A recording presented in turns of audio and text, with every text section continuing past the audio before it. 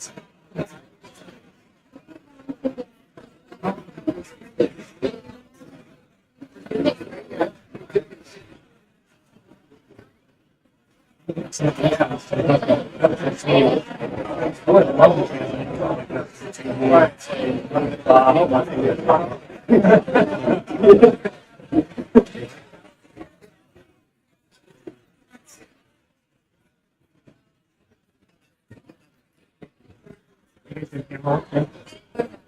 was saying about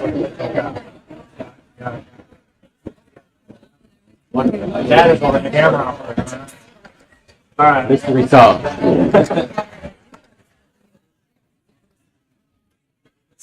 Yeah, so I was looking to see you. I'm messing around and looking at the camera. Y'all love that if you can look at the camera.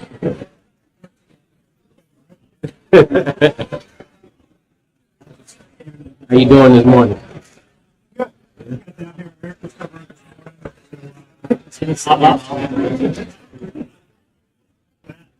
Let's see.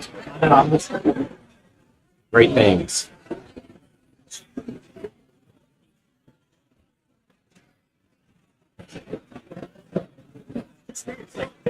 Good morning again, ladies and gentlemen. It is now my distinct pleasure to introduce Master Chief Mike Egan for our Ombudsman recognition ceremony.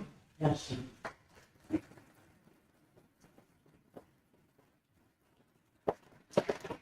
Thanks, Dr. Jeffy. Good morning. Like you said, I'm Master Chief Mike Ingham, the Command Master Chief of Deputy Commandant for Mission Support. The Ombudsman program is vital to the Coast Guard readiness and mission execution. Ombudsmen are professionally trained volunteers to advance unit and family readiness by serving as a communications link between the unit command and families. Also, Ombudsmen ensure that the Coast Guard families have the information and resources necessary to meet the challenges of the military life. I would like to welcome Mrs. Lundy, who will speak to the importance of the Ombudsman.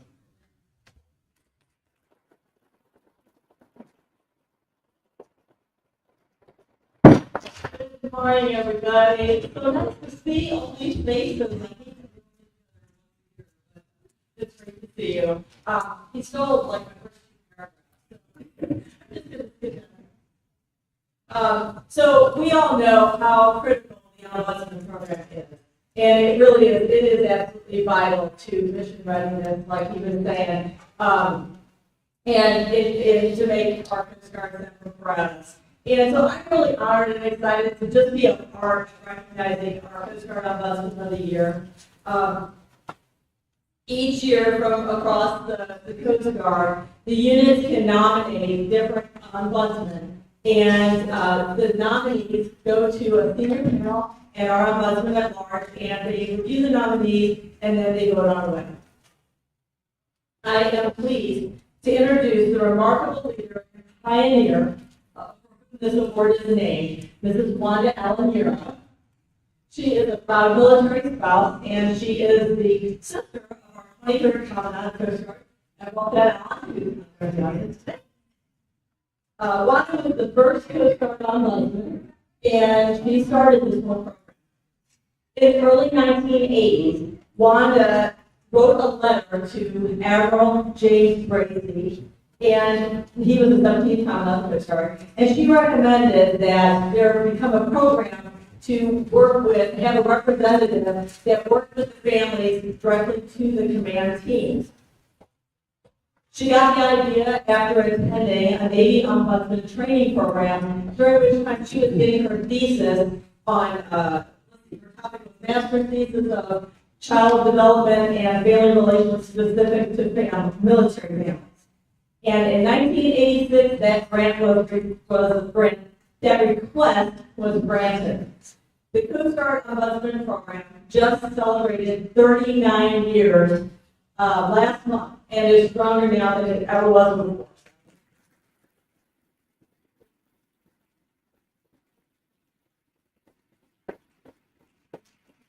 I have to say one little funny thing, Wanda and I were just talking.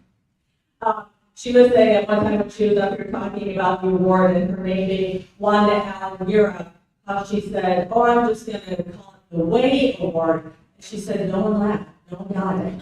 I think actually that is a great way to look at the Ombudsman of the Year, or just in general, all of our ombudsmen, because they are the way forward. They are the link. They are the way our command team and our families communicate. So Wanda, I think that's a great idea. I think we should go with it. I love that. So it is my great pleasure and honor to introduce Mrs. Wanda Ellen Yearout.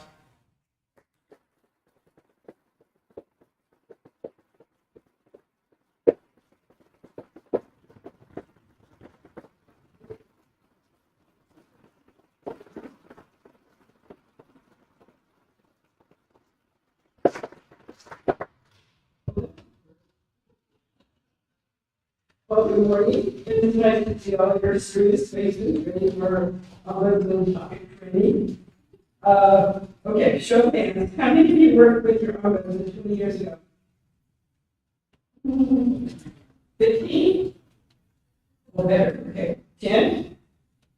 Okay, now. All right. You know, my friends and myself, back in the 70s and 80s, used to joke about any organizational change in the Coast Guard wouldn't be accepted until the senior people we refer to as specialists died out or actually retired. That is true. I experienced this when getting started with work like the Ombudsman.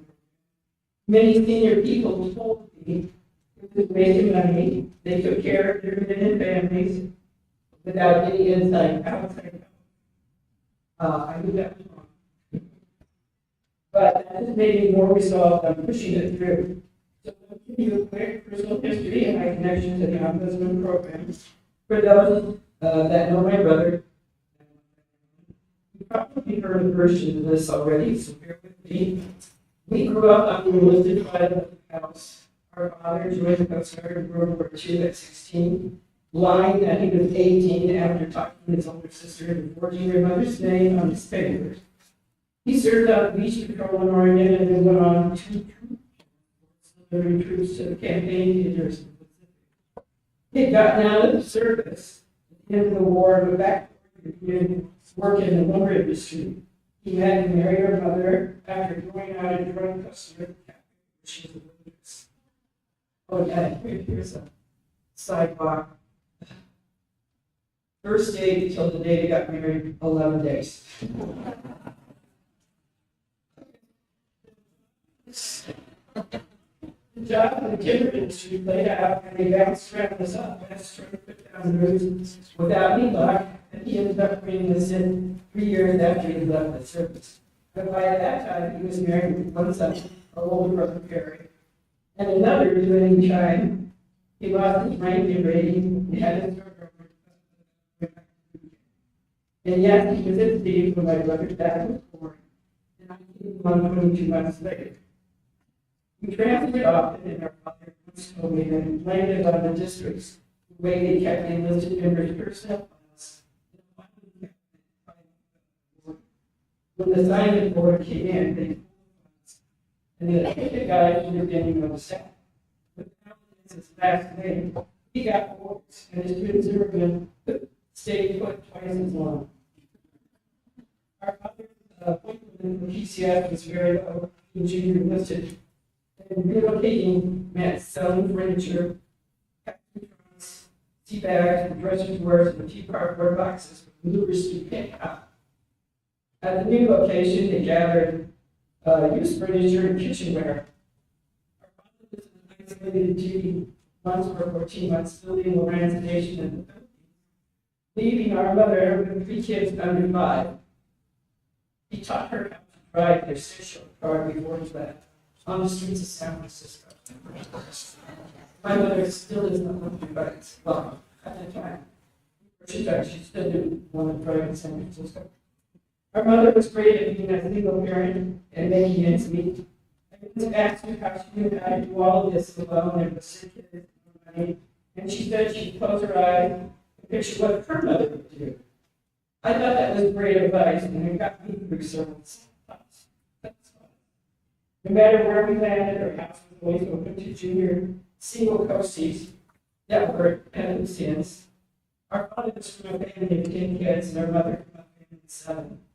So it's just normal for the older ones to raise the younger ones.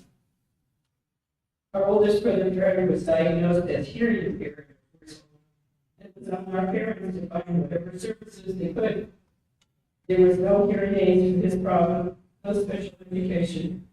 An exceptional family member program did not exist in the 1950s and 60s. All that time, my father served, he was only one command that moved him early for medical care, and only one school system that offered lip reading classes. He took those for 1 year and then we moved again. So it was on my parents to find services they could. This guy.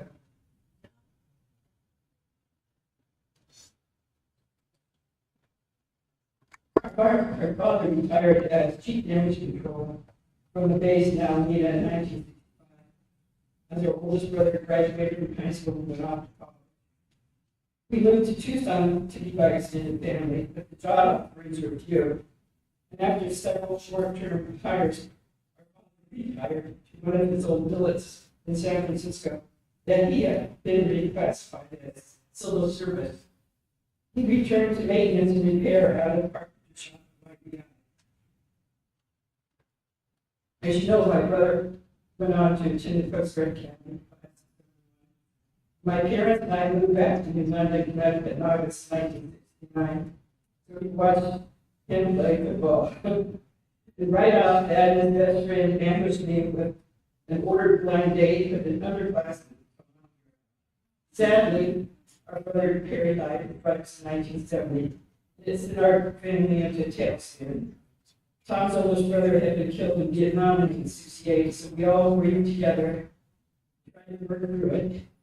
I worked my way through college as a picture commissary in Brown and graduated from UConn philosophy. I graduated on Monday, Tom graduated on Wednesday.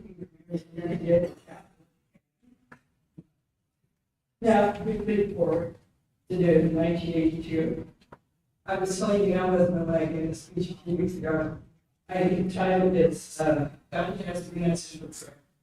Yes, no, wait. So, thinking back to 1982, Tom transferred to Alameda as assistant comptroller in Brownsville, Texas. So after 3 kids and years of teaching, I was ready to get my master's in child development and relations. My specialty field in military families.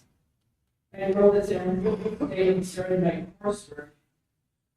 My military research sent me to the Family Service Center at Treasure Island Naval Base, which is no longer there. And stepping into their office with all their programs, their events, papered around the reading room wall, the visual and emotional overload. Here was everything my mother had needed, I had needed, all my customers had needed. So that night, I fired a letter to coming out of the PC. I explained who I was, that I was writing my thesis in active duty military. And by the way, where's our family service center and Ombudsman program? He wrote back, saying it's coming just right. While I waited, I sat in on many of the naval workshops, meetings and trainings. And they had been in business since 72, so they had a organization. I graduated in January of 1984 and sit Admiral Gracie my thesis. And he signed the Commandant instructions started the beginning of work life, including the Exceptional Family Needs Program and the Ombudsman Program. They started sending me all sorts of, started sending me to all sorts of programs. And they started doing workshops. Take the stress out of PCS, military children in stress, writing a deployment guide for cutters ordered in Alameda. Oh, by the way, the captain of that ship was Captain Lloyd. Later, this morphed into a pre-deployment workshop. Let's see. Whoa. Podium's my part.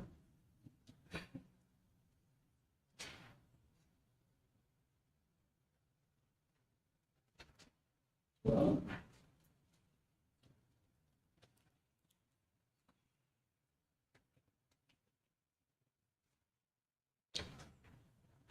Okay. Anyhow, I knew I was not on this material, given that my husband was going to be a so but we were even more than what they were getting at. The family programs were limited and were to aid after the fact. It was like throwing a life ring to a drowning person. What I wanted was swimming lessons. I wanted to teach our families to be self-reliant. And I was envisioning our ombudsmen to be spouses that had been in the Coast Guard community for 5 years or more, training them with a variety of everyday essentials. Notion was one of them. Yeah, they're good. And teaching them the Coast Guard change of command and adding a toolbox. That then they could get the swim lesson. Sounds like my parents and they oldest training the youngest.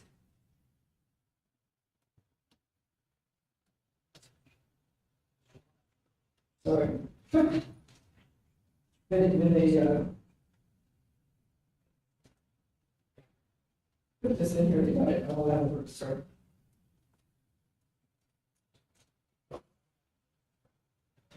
But the initial instruction for the ombudsman program didn't include a program manager, the headquarters. It was pawned off as collateral duty on the latest hired program manager of any of the work-life programs. And the newest hired person would always be told to call up. That started several years of me giving trainings on a variety of military topics, but especially at ombudsman. Many shifts later, continuing the training by ombudsman and continuing to be the switch wheel on the ombudsman. I had enough of inconsistent training with everyone on different pages, and it was hurting the program.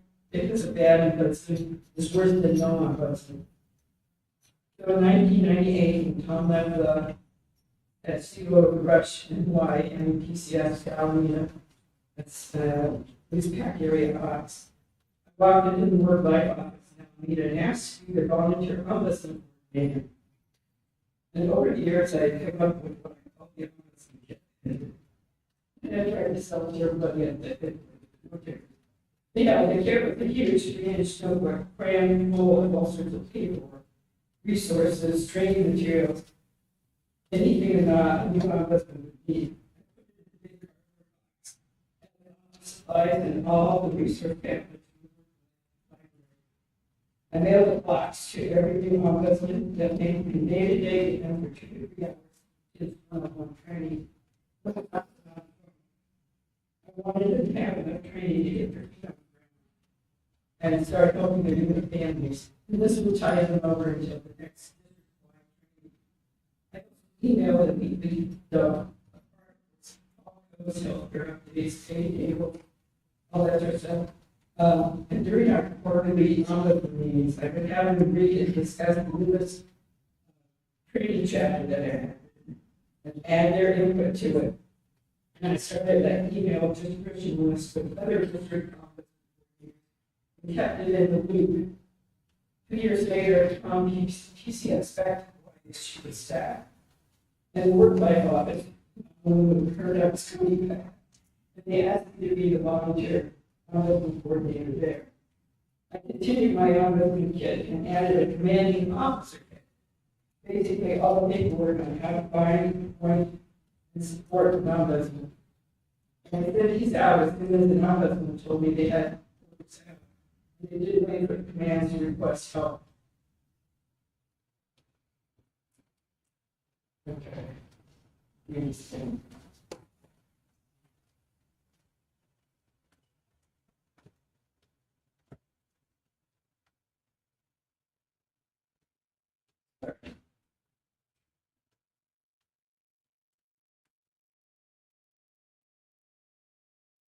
It was always my biggest goal to make the ombudsman program very specific to the needs of the Coast Guard.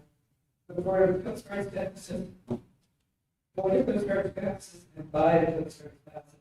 And nobody knows what a Coast Guard spouse goes through better than another Coast Guard spouse. I wanted the spouses to have a voice in the support they needed. The big selling point to headquarters was quality of life issue, readiness issue, and a retention issue. All big budget items. And it's true, if mom's not happy, no one's happy. And if mom said, don't, I'm done, don't bring the list, we lose highly trained members. We need to make sure our spouses don't get to that. It was my biggest goal to make it happen.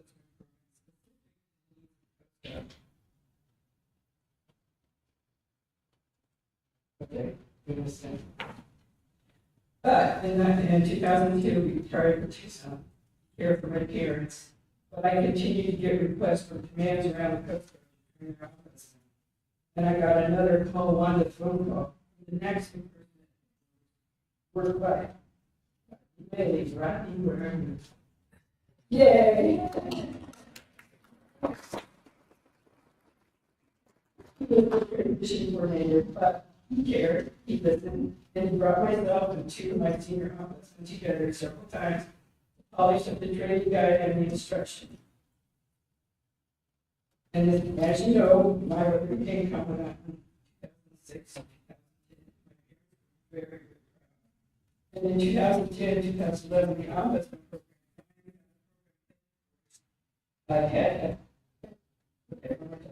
program had Christian grew. And thanks to former Master Chief of Skip Bowen and his wife Jan Bowen, Ombudsman at Large, the Ombudsman of the Year Award was named in my honor. This award was a big political program giving it the exposure it needed to get everyone's attention, more participation and more funding. My husband once told me I was too emotionally invested in this. Yes, I am, for good reason. This is my life. I'm the daughter of a chief and the wife of an officer. I've been a Coast Guard's volunteer member from birth till 74 years now. And this is my family. You are my people. And as one of the older ones, I've been here to help raise the younger ones. And in senior leadership, I ask you to support the Ombudsman. We have a lot of very smart, creative volunteers that offer you good solutions. They work long hours, they work for free, so please treat them right. They need to be with your face and name at your units. The unit members need to understand the Ombudsman is part of the scout staff. Listen to the concerns and issues they send you. Give them the respect they deserve. And most of all, give me your appreciation.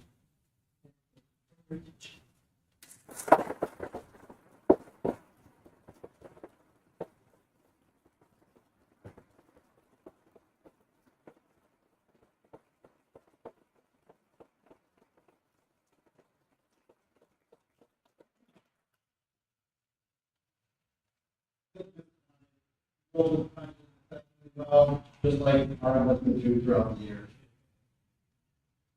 It is now my pleasure to introduce the U.S. Coast Guard Ombudsman at Large, who reports directly to the Commandant on the groundwater welfare and significant challenges the military face. Mrs. Jones will emphasize further on how Ombudsman is mission.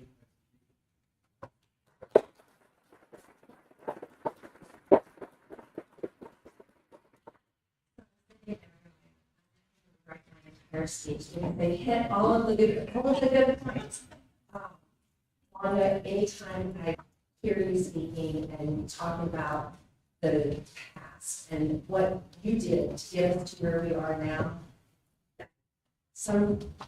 every time it runs through my head. We stand on the shoulders of giants, and you are a giant in my eyes, and you have started the program. And we wouldn't be here where we are now to celebrate where we are and where we're going in the future. I did write a couple of things down, so they wouldn't be too upset with me. First of all, amazing things that we've been doing on top of getting a new signed instruction. That was huge. We have the 3-star signature on it. It is amazing. It has redefined and I want to say, kind of professionalized the whole program, really. And it has named our ombudsman as a command representative. Well, actually, it designates our ombudsman as a member of the command cadre. And that is huge because it does give our ombudsman the ability to speak for our families, to speak for the command. We, on a regular basis, talk to families all the time, and I hear it from headquarters all the time, mission readiness, mission readiness. We've got to make sure that we have the infrastructure, we need to make sure we have boats that work, we need to make sure we have all of the equipment for our members. And when we talk about mission readiness, we're talking about physical, mental, and spiritual readiness. And in that, one of the most important part is our family readiness. And we can't lose sight of that, because if our families are falling apart, our members aren't able to focus. And if they can't focus, they can't do their job and can't take care of the rest of the country. What I admire the most about our ombudsman is the fact that we have ladies and gentlemen who have lives outside of the Coast Guard. They have families, they have children, they're trying to wrangle and balance both, but you know what? They see the importance of stepping into that volunteer role to be able to take care of our families. Of course, my husband, Mick Pog, is the head of all of our badges. So we have badges that help take care of our members. I see our ombudsman as the badges for our families. They don't solve problems, but they connect our families to the resources that they need and take care of the problem before they become problems. So everybody has problems with housing. Everybody has problems. We use the CASH acronym, childcare, access to medical, spousal employment, and housing. Everybody, anytime you PCS, you have to deal with those issues, whether or not you're married or if you're single. So what I love is, as Wanda was talking, and she was talking about, you know, we want our ombudsman to be that voice to connect them to the resources, because what I don't want to ever see is for a spouse to be suffering in silence and not to have that connection and not to have the correct information. Because I don't know about you guys, but my husband doesn't bring home all of the information. He don't want to talk about work when he gets home.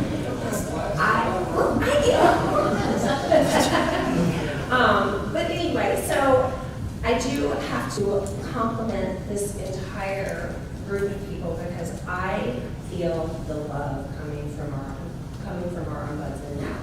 They are more engaged than ever. They're better trained. We have our virtual ombudsman training, so we have more ombudsman trained now than we ever have in the past, which is amazing. And that all started with you, Wanda, with your boxes. We have the Command Cadre Toolkit on the website, so our commands have all of the information that they need to know. Some of the things that I wanted to highlight, though, is we did this whole thing with our guardian spouses in Cape May, where I went and I was like, we're going to rethink this program. And I get up there and we have two amazing spouses or three amazing spouses who had already put together a website. And they're like, we want to push this website out to all of our new spouses. And I said, well, why haven't we started using it? And they're like, well, we don't have the money for it. I'm like, I got you. Coast Guard Foundation stepped in and took care of that. So we have a new website. It's like a toolkit for our new spouses. And I'm pushing it out to everybody. I mentioned that because if you haven't checked it out, check it out. So now we have a regimental ombudsman at Cape May to take care of our baby spouses. And I'm so excited about the direction that we're going. We just in March had our inaugural National Ombudsman Training. And my goal was to make sure we could get as many ombudsmen together in a space to be able to network, to be able to feel appreciated, and to be able to be ready to get out there and do the best for our families. So you asked me, why am I up here? Why? I need you guys to help me. Help me help you. Because the more ombudsmen we have, part of our new instruction is that every unit must be covered by an ombudsman. Not just covered, must have an ombudsman. So they can't say, oh, we're just using the sector ombudsman. That's not how it works anymore. So I'm just so proud of the direction that we're going. We have some momentum. We have the support from you, from all of our entire senior leaders and spouses that have gone through the training and understand the importance of it. It makes me so proud. So the one that Alan, you're out Ombudsman of the Year, I do love the idea of way. So way out. No, it's not a way out. It helps showcase our volunteers. One of the things that our ombudsmen say is every once in a while it's nice to hear a thank you. And so each district identifies their ombudsman of the year for each district. And so I pulled it up on my phone so I can tell you. So we have D1, Ms. Alexandra Rockwell. We have D5, who was Ms. Ryan Page. We had D7, who was Mrs. Amanda Yanez and Mrs. Chelsea Collins. We had D9, who was Mrs. Tiffany Reed. D11, which is Mrs. Tia Green, and we're going to wait for the last one. But I just wanted to tell you those names because when you get back to your districts, make sure you show those ladies the love and the appreciation that they deserve and support them. Our badges were told earlier in the week. The relationship, that connection between our commands and our ombudsman will help our families rise to the occasion and become better and stronger. Thank you so much for giving me a few minutes, and I am going to turn it back over to Mr. England.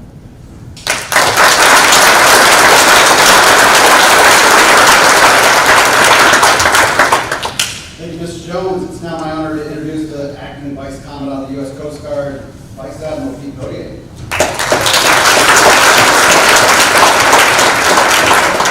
You thought you had a tough act to follow. Wanda, thank you so much for sharing your personal story, and even more so for starting this wonderful program that flourishes and serves such an important role and purpose here today. Far be it for me to be sitting up here on stage without recognizing the very capable and powerful ladies that I shared the dais with, Mrs. Linda Lee Lunday, the spouse of our acting commandant, and our ombudsman at large, Carol Jones. How about a round of applause for all of you?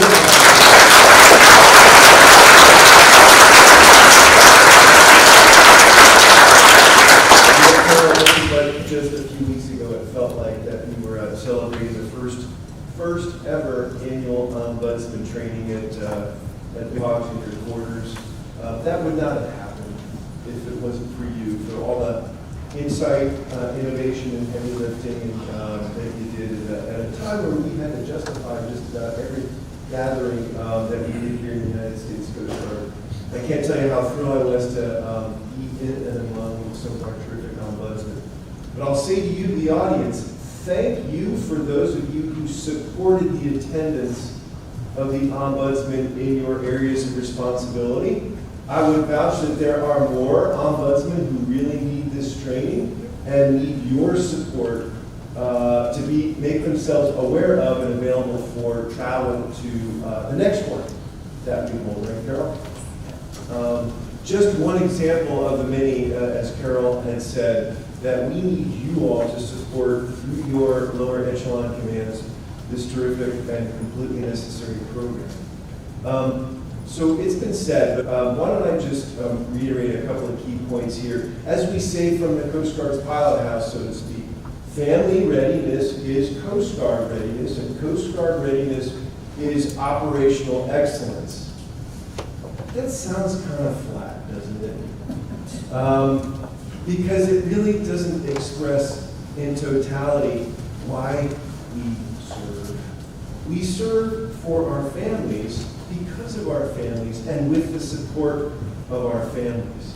And we all know, as we've all grown up in this organization over the decades that those of us who are here in this room have served, that knowing that they are taken care of when we are underway, when we are TAD, when we are deployed, knowing that a spouse with a complicated pregnancy or when a pipe bursts in the house, or when someone is PCSing in without their spouse and needs to have that network to find a home, to find a school, to represent to the command the challenges of the lack of medical care in every given community, gives us the peace of mind to focus on our jobs, to know that our families are being taken care of back home, which is why this program is so crucial.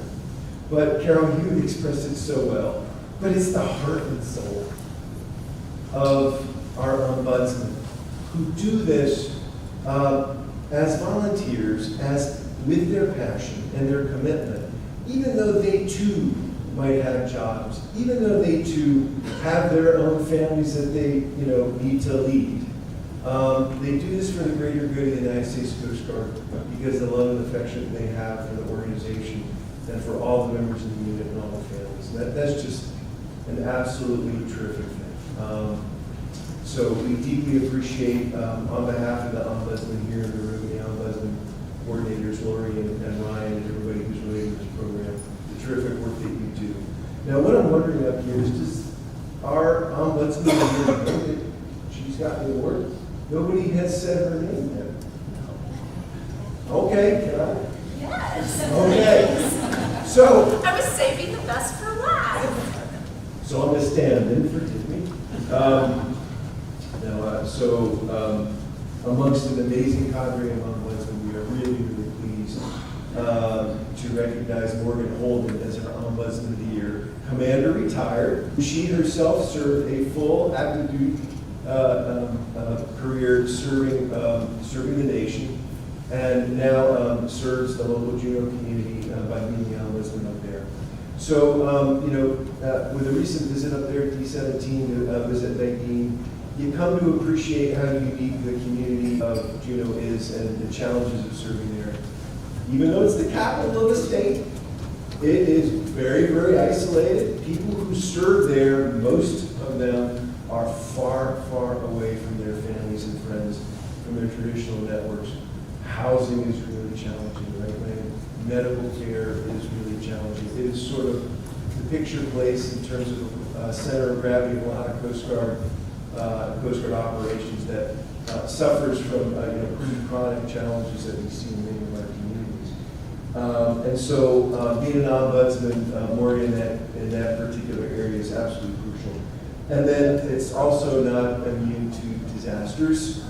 As Meg educated me, because she can see it from the window of her quarters. There's a glacier that from time to time builds up water in a lake behind it, and then for a variety of reasons, then releases that water and floods the community. Not a lot of flat ground in Juneau, and so wherever there's flat ground, there are houses. And wherever there are houses, there are coasties living there. And so annually now, that area floods, and many of our Coast Guard members, their homes are impacted by that disaster again. And Morgan has just been crucial to making sure that the individuals impacted can be resilient, snap back those services and the benefits that they have available to them, so they can figure out how to fix stuff and how to move and where to relocate and how to get those important services. So we are deeply grateful for Morgan, who represents the entire community as our Ombudsman of the Year. So with that, Master Chief, turn it back to you.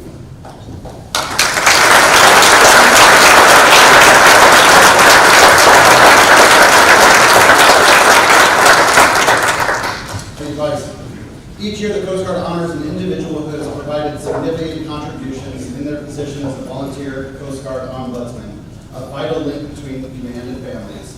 As the Vice mentioned, today we are recognizing Mrs. Morgan Holden, the 2024 Wanda Allen Europe Ombudsman of the Year, for the exceptional support she provided to the command and families of Coast Guard District 17.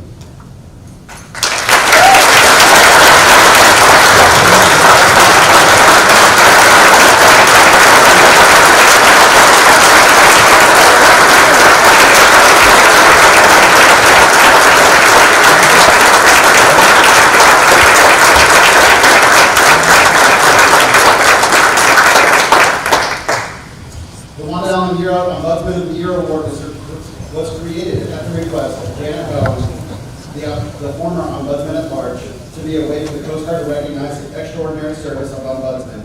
Mrs. Bowen recommended the award be named after Mrs. Wanda Allen Bureau in recognition of her 30 years of extraordinary volunteer service to the U.S. Coast Guard. Like other awards bearing the name of an individual, the name Wanda Allen Bureau has garnered symbolic value. It symbolizes distinguished, exemplary, voluntary commitment to the Coast Guard missions by supporting Coast Guard members and their families. Mrs. Morgan Holden, would you please come forward? It's a script I got from those guys. To be presented the 2024 Wanda Allen Bureau Ombudsman of the Year Award. Military personnel, attention to award. The Commandant of the Coast Guard, United States Coast Guard takes pleasure in presenting the Wanda Allen Bureau Ombudsman of the Year Award to Mrs. Morgan Holden for service as set forth in the following citation.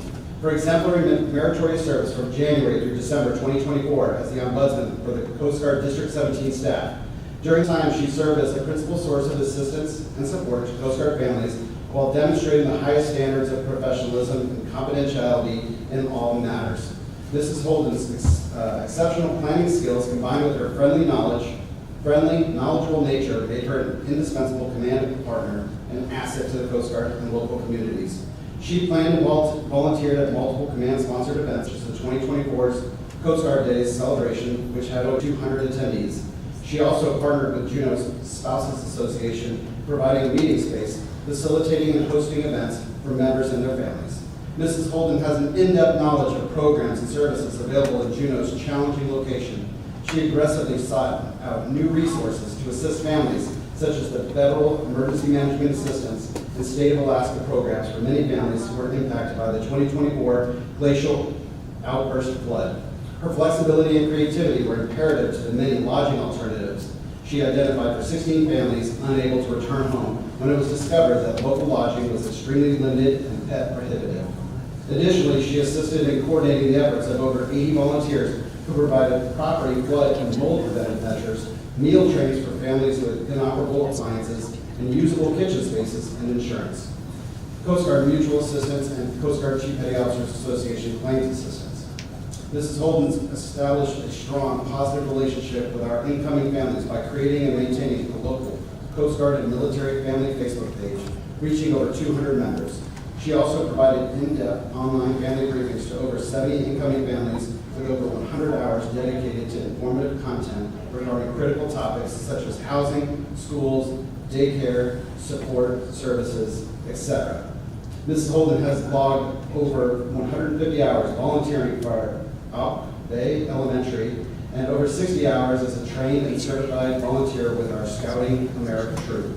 This is an outstanding role model for all Coast Guard ombudsmen, and her selection highlights the accomplishments of an invaluable command representative. Signed, Kevin E. Lundy, Admiral, U.S. Coast Guard, Acting Commandant.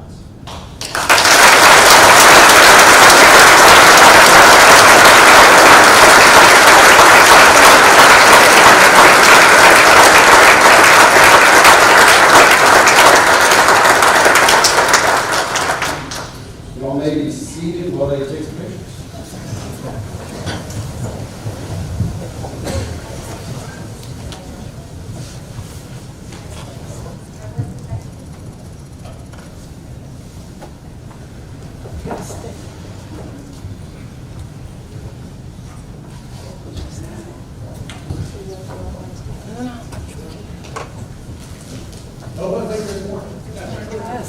Thank you, and now to recognize your volunteer excellence in 2024, the Vice Commandant will present the commemorative globe from the Family Services Division.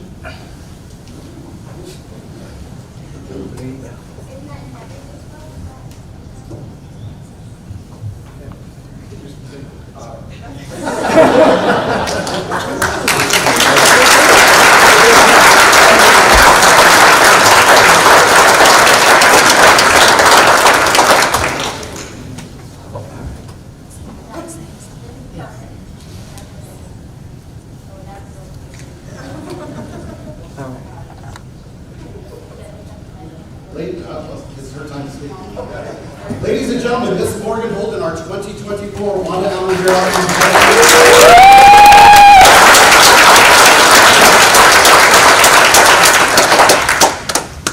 Good morning. I will thank you, Master Superintendent. Well, it's a much bigger award than a medal when you. All right, I was Stratton Ops in 2013, and I loved that tour. I was her second Ops. I just got there right after we finished Iowa's Uni. We did C-SWAT in Hawaii for 6 weeks, which was just bliss. There were 2 weeks of full-on weapons exercises, and for me as a prior TAO and getting to be the TAO there, it was so fun. There were, for those of you who have not gone through C-SWAT, it is not like killer tomatoes at TISTA. It is full-on remote vehicles coming at you, full speed turbines, full rudders, unmanned all the weapons. It's very fun. At the end of this, the crew was very comfortable with the GQ. We had an East Pack patrol. We got some great drug busts, and in fact, even though that was my third failure, it was my first drug bust. And then we had a lot of TISTAs. TISTA was fun. It was easy peasy because we had just gone through C-SWAT. In fact, we were diverted from TISTA often, and in my case, we had a C-130 that had found 2 go-fast coming in, but even though we didn't have any of our use of force helicopters at the time, TISTA, they still diverted us, they still wanted us to go intercept, and we did. It was fantastic. It was the first time I had seen us use the small boat use of force without our helicopter use of force, and we did fantastic. We got both boats, all the bad guys, and we came back with some great stats. So Stratton was absolutely a wonderful, wonderful command with lots of operational highlights and getting to start all the stickers on the side list. However, that was not what made that ship special to me. That unit was successful to me because of the culture embedded in our day-to-day work. I worked for 2 of the best commanders and best leaders out there. Admiral Subamoto, who is on terminal leave right now, and Admiral Select Matt Brown, who's in the back of the room. So, the Admiral Subamoto's command philosophy at the time was respect and take care of your shipmates. I have it memorized because it was so easy. And these 2 gentlemen embedded that in their day-to-day every single day. This was also the first time that I had seen what an ombudsman does and really understood that respecting and taking care of our shipmates was not just respecting and taking care of our crew that was standing alongside me in ODUs, but it also meant recognizing what was happening at home. I was a brand new mom at that time. I had a 14-month-old, and in the course of the 2-year tour, I was starting to understand what all the trivia that can happen at home and all the stresses, especially as that child came to be a 2E child, a trisexual child. It was hard. And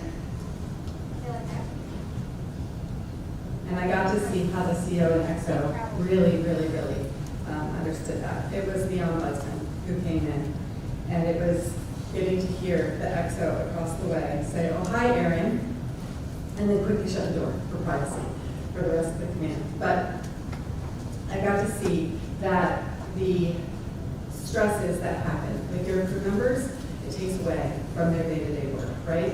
It might be a quick phone call home, or it might be needing to leave the ship for 3 days or more. And when you're underway, it's even significantly worse because they don't have those good communications back home to see what's happening. And so I got to see how the ombudsman, who was Aaron Laterza at the time, was there for the crew. And when the member had to go home from being underway, they were not going home scared. They were going home with their heads held high because they knew that their spouse and their family was not alone at home, that they had support there while we had them. So it was just absolutely wonderful to fully recognize that our command was not just underway, but they were home. And the ombudsman was never all rainbows and sunshines. She was not taking care of everybody's problems, but she was there to help, and she really did.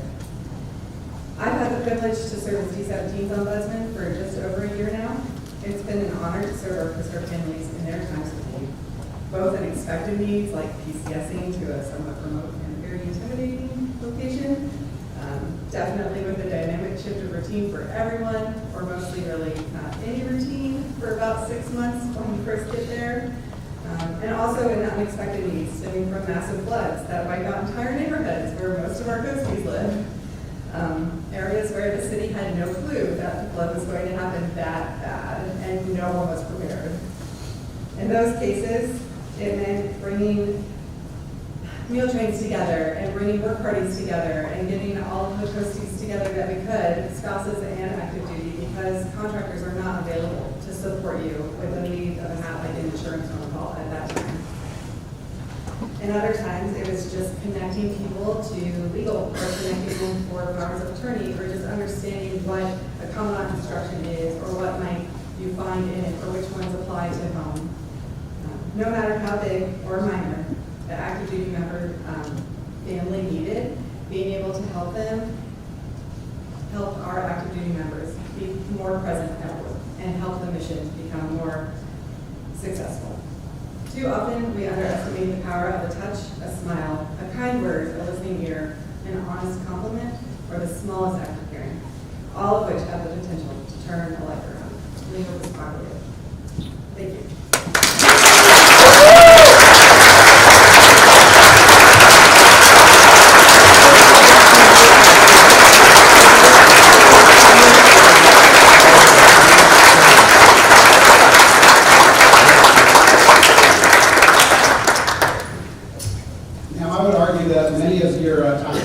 Started before you even left active duty. I was a new parent at, here during my previous assignment here, and your interactions with the daycare downstairs, and your interaction on Facebook helped a new parent like me and Angelica, really take care of the families and the crew that were down there watching our kids, because everybody knows how challenging it is to work here at headquarters. Can you imagine being one of the CDC child care providers? So thank you for personally for that. And congratulations on your recognition. Thank you for your outstanding support you provide our Coast Guard families. Ladies and gentlemen, this concludes the Ombudsman of the Year recognition part of the program. Thank you for joining us and recognizing our 2024 Wanda Allen Year Ombudsman of the Year. Madam Chairman.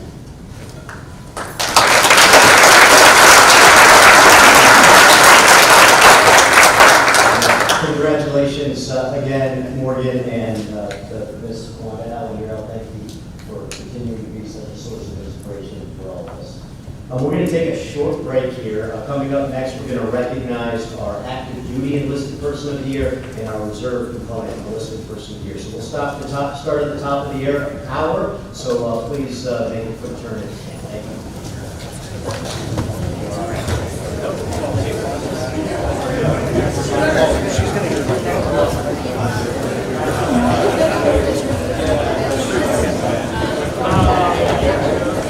Question.